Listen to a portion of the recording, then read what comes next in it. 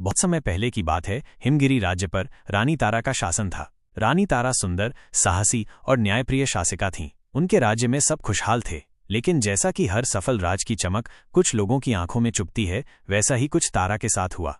दरबार में एक मंत्री था, कौशल राज। वो चालाक, स्वार्थी और सत्ता का भूखा था। वो रानी की लोकप्रियता से जलता था और सोचता था कि किसी तरह रानी को हटाकर वो खुद सत्ता पर काबिज हो जाए। साजिश की शुरुआत कौशल राज ने धीरे धीरे अपने लोगों को दरबार में बैठाना शुरू किया। उसने सैनिकों और दरबारियों में फूट डालनी शुरू की। वो अफवाहें फैलाने लगा कि रानी तारा राज्य के मामलों में रुचि नहीं ले रही हैं और राजकाज पर उसकी पकड़ कमजोर हो रही है।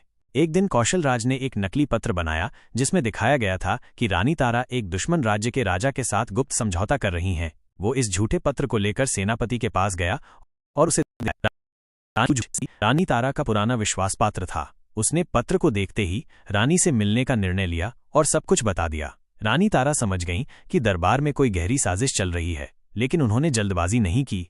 रानी ने एक योजना बनाई। उन्होंने एक गुप्त बैठक बुलाई जिसमें उन्होंने अपने विश्वासपात्रों को बुलाया, सेनापति वीरभद्र, महामंत्री रघुनाथ और जासूस राजीव।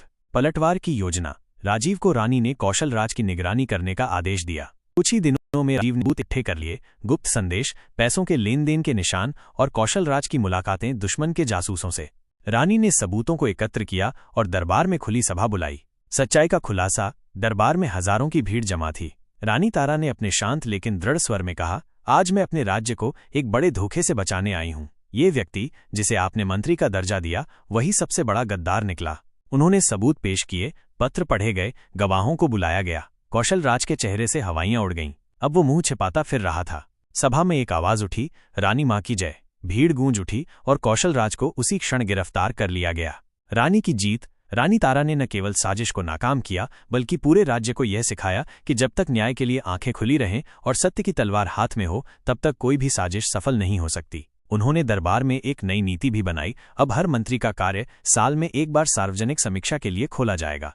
और इस तरह रानी तारा ने न सिर्फ गद्दार को सजा दी, बल्कि अपने राज्य की नींव और मजबूत कर दी।